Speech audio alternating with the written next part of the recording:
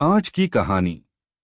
कहीं बारिश हो गई तो 4 साल से नयासर गांव में बारिश की एक बूंद तक नहीं गिरी थी।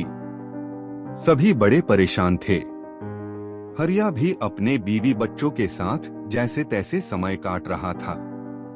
एक दिन बहुत परेशान होकर वह बोला, अरे ओ मुन्नी की माँ, जरा बच्चों को लेकर पूजा घर में तो आओ। बच्चों की माँ 6 साल की मुन्नी और 4 साल के राजू को लेकर पूजा घर में पहुंची। हरिया हाथ जोड़कर भगवान के सामने बैठा था। वह रुंधी हुई आवाज में अपने आंसू छिपाते हुए बोला, सुना है भगवान बच्चों की जल्दी सुनता है। चलो हम सब मिलकर ईश्वर से बारिश के लिए प्रार्थना करते हैं। सभी अपनी अपनी तरह से बारिश के लिए प्रार्थना करने लगे। मुन्नी मन ही मन बोली, भगवान जी मेरे बाबा बहुत परेशान हैं, आप तो सब कुछ कर सकते हैं, हमारे गांव में भी बारिश कर दीजिए न। पूजा करने के कुछ देर बाद हरिया उठा और घर से बाहर निकलने लगा। आप कहाँ जा रहे हैं बाबा? मुन्नी बोली। बस ऐसे ही खेत तक जा रहा हूँ बेटा, हरिया बाहर निकलते हुए बोला। अरे रुको रुको, अपने साथ ये छाता तो लेते जाओ। मुन्नी दौड़ कर गई और खूंटी पर टंगा छाता ले आई। छाता देखकर हरिया बोला, अरे इसका क्या काम, अब तो शाम होने को है, धूप तो जा चुकी है।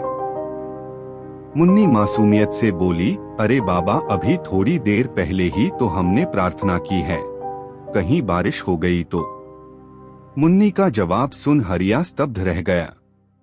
कभी वो आसमान की तरफ देखता तो कभी अपनी बिटिया के भोले चेहरे की तरफ।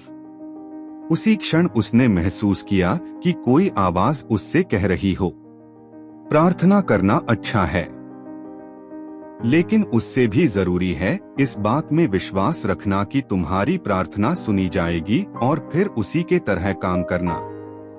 हरिया ने फौरन अपनी बेटी को गोद में उठा लिया, उसके माथे को चूमा और छाता अपने हाथ में घुमाते हुए आगे बढ़ गया।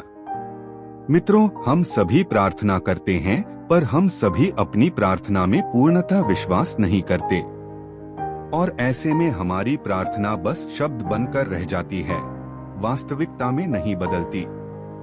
सभी धर्मों में विश्वास की शक्ति का उल्लेख है। कहते भी हैं कि दृढ़ विश्वास हो तो इंसान पहाड़ भी हिला सकता है। और यही सत्य है। दशरथ मांझी के रूप में हमारे सामने इसका एक प्रत्यक्ष प्रमाण भी है। इसलिए अपनी पूजा को सही मायने में सफल होते देखना चाहते हैं तो ईश्वर में विश्वास रखें और ऐसे दर्शाए करें मानो आपको प्रार्थना सुनी ही जाने वाली हो, और जब आप लगातार ऐसा करेंगे तो भगवान आपकी जरूर सुनेगा।